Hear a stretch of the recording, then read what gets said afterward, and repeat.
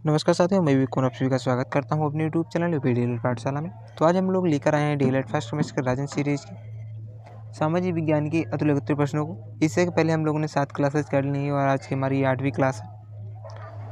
यदि आपने अभी तक हमारे चैनल को सब्सक्राइब नहीं किया था, सबसे पहले आप हमारे चैनल को सब्सक्राइब कर लीजिएगा और बेल आइकन को प्रेस कर लीजिएगा।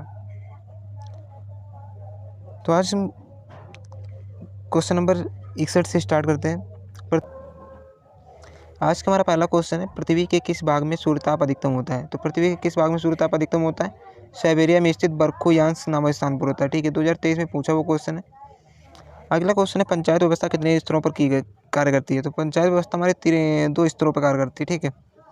अगला क्वेश्चन है, नासा का पूर्ण नाम क्या है। तो नासा का जो फुल फॉर्म हो जाएगा national aeronautics and space administration हो जाएगा। ठीक है। अगला क्वेश्चन है, स्वशासन से आप क्या समझते हैं।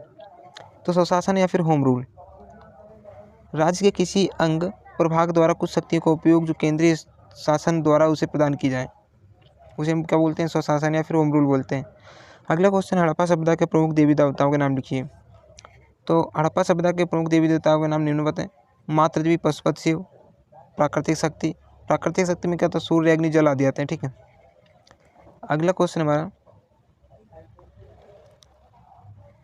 सिंधु सभ्यता और वैदिक सभ्यता में अंतर बताइए। तो सिंधु सभ्यता, यह सभ्यता विश्व की प्राचीनतम सभ्यताओं में से एक है। सिंधु सभ्यता के निर्माता किसी जाति के थे, किस जाति के थे, इसमें अभी विवाद है, लेकिन अधिकतर विद्वान द्रविड़, सुमेर, आर्य आदि बताते हैं। ठीक है। अगला क्वेश्चन, वैदिक सभ्यता के निर्माता आर्य थे। वैदिक सभ्यता को 2 भागों में विभाजित कर सकते हैं, पूर्व वैदिक काल और उत्तर वैदिक काल। पूर्व वैदिक काल को ऋग वैदिक काल भी बोलते हैं। ठीक है। अगला क्वेश्चन है, 6ठी शताब्दी ईसा पूर्व में भारत में कितने महाजनपद थे। तो उसमें हमारे 16 महाजनपद हुआ करते थे। ठीक है। अगला क्वेश्चन हमारा, वैदिक साहित्य की रचना किस काल के बीच में हुई है। तो वैदिक साहित्य की रचना किस काल में हुई है, 1500 से 600 ईसा पूर्व में हुई थी। ठीक है। राष्ट्रगान के रचयिता कौन थे। तो राष्ट्रगान के रचयिता गुरुदेव रविन्द्रनाथ टैगोर। जैन धर्म के 5 अणुव्रत क्या हैं। तो जैन धर्म में 5 में अणुव्रत बताए गए हैं, अहिंसा, सत्य, अस्तेय, अपरिग्रह, ब्रह्मचर्य। ठीक है। अगला क्वेश्चन है, बौद्ध धर्म का मूल आधार क्या है। तो बौद्ध धर्म का जो मूल आधार क्या है, अहिंसा, यानी हिंसा ना करना। नगर पंचायत कितने वर्षों के लिए बनाई जाती है। तो नगर पंचायत हमारे 5 वर्षों के लिए बनाई जाती है। नगर निगम के अध्यक्ष को क्या बोलते हैं। तो नगर निगम के अध्यक्ष को मेयर बोलते हैं। कृषि का आरंभ किस काल में हुआ। तो कृषि का आरंभ कब हुआ, नवपाषाण काल में हुआ। ठीक है।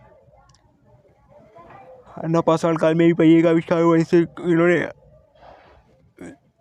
खेत जोतने के काम में लाई है। मेसोपोटामिया किस शब्द का अर्थ है। तो मेसोपोटामिया हमारा जो है एक यूनानी शब्द है, जिसका अर्थ होता है पोटामिया, नदियों के बीच में। हर्यक वंश की स्थापना किसने की थी। तो बिम्बिसार ने की थी। ठीक है। पैगोडा क्या है। तो पैगोडा एक प्रसिद्ध बौद्ध मंदिर है। ठीक है। क्वेश्चन नंबर हमारा 78, भारत में जनसंख्या वृद्धि के कारण बताइए। तो जनसंख्या वृद्धि के कारण कौन कौन से। साक्षरता का अभाव एक तो सबसे पहला टॉपिक हो जाएगा, पॉइंट हो जाएगा। फिर अगला पॉइंट हो जाएगा, परंपरागत विचारों का प्रभाव। ठीक है। अगला क्वेश्चन, सिकंदर के सेनापति का क्या नाम था। सिकंदर के सेनापति का नाम सेल्यूकस निकेटर था। ठीक है। वायुमंडल पृथ्वी से क्यों जुड़ा है। पृथ्वी में आकर्षण बल अधिक होता है और अपने इस आकर्षण बल के कारण प्रत्येक वस्तु को अपनी ओर खींचता है। वायु गैसों के छोटे छोटे अणुओं से मिलकर बनी है, अतः पृथ्वी की आकर्षित शक्ति वायु के इन कणों को आकर्षित कर वायुमंडल में पृथ्वी को जोड़े रखती है। ठीक है। हाइडेस पीच या झेलम का युद्ध क्या है। सिकंदर को पंजाब के सबसे पोरस के साथ युद्ध करना पड़ा, जिसे हाइडेस पीच का युद्ध कहा गया है। ठीक है। अगला क्वेश्चन है मेरा, सौरमंडल में कितने ग्रह। सौरमंडल में 8 ग्रह, बुध, शुक्र, पृथ्वी, मंगल, बृहस्पति, सन, अरुण, वरुण। ठीक है। सौरमंडल से किस ग्रह को निकाल दिया गया। सौरमंडल से पहले 9 ग्रहों की संख्या 9 हुआ करती थी, परंतु अब 8 है। सौरमंडल से यम ग्रह को निकाल दिया गया है, यम को बौने ग्रह की श्रेणी में रखा गया है। ठीक है। अनीश्वरवाद क्या है। ईश्वर को न मानना अनीश्वरवाद है। इस संबंध में बौद्ध धर्म और जैन धर्म समानता है। मंदाकिनी क्या है। तारों का एक ऐसा समूह जो धुंधला से दिखाई देता है एवं जो तारा निर्माण प्रक्रिया की शुरुआत का गैसपुंज होता है, मंदाकिनी कहलाता है। ठीक है। आकाशगंगा क्या है। ब्रह्मांड करोड़ों मंदाकिनियों से मिलकर बना है। हमारी पृथ्वी की अपनी एक मंदाकिनी जिसे हम आकाशगंगा बोलते हैं। हमारी गैलेक्सी क्या है, उसको क्या बोलते हैं,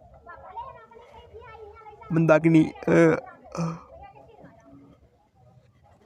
क्षुद्र ग्रह क्या है, मंगल एवं बृहस्पति ग्रहों की कक्षाओं के मध्य कुछ छोटे आकाशीय पिंड हैं जो सूर्य की परिक्रमा करते हैं, वो क्षुद्र ग्रह कहलाते हैं। ठीक है। सिकंदर किसका शिष्य था, सिकंदर किसका शिष्य था, अरस्तु का शिष्य था।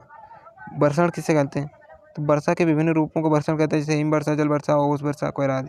मोहनजोदड़ो की खुदाई के जनक कौन है, तो मोहनजोदड़ो की खुदाई के जनक कौन है, जॉन मार्शल तथा राखलदास बनर्जी मोहनजोदड़ो की खुदाई के जनक है। ठीक है।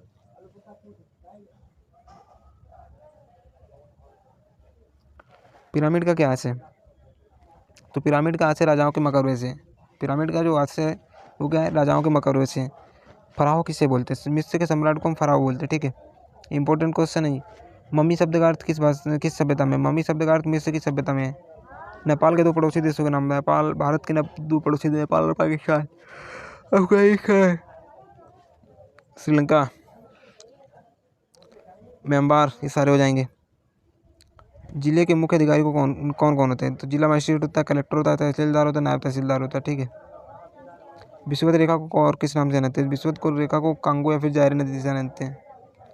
सिकंदर के आक्रमण के समय दो राजनीतिक प्रभाव, राजनीतिक एकीकरण था और छोटे छोटे राज्यों की समाप्ति हो रही थी। भारत में मुद्रा की पूर्ति का नियमन कौन करता है, भारत में मुद्रा का जो नियमन है वो reserve bank of India RBI करता है। पारिस्थितिक तंत्र किसे कहते हैं, पारिस्थितिकी तंत्र एक प्राकृतिक इकाई है जिसमें समस्त जीवधारी पौधे, जानवर तथा आड़ू जीव शामिल हैं जो अजैव पर्यावरण के साथ अंतःक्रिया करके एक संपूर्ण जैविक बनाते हैं। सूर्य से प्राप्त ऊष्मा को क्या बोलते हैं, सूर्य से प्राप्त ऊष्मा को हम सौर ऊर्जा बोलते हैं।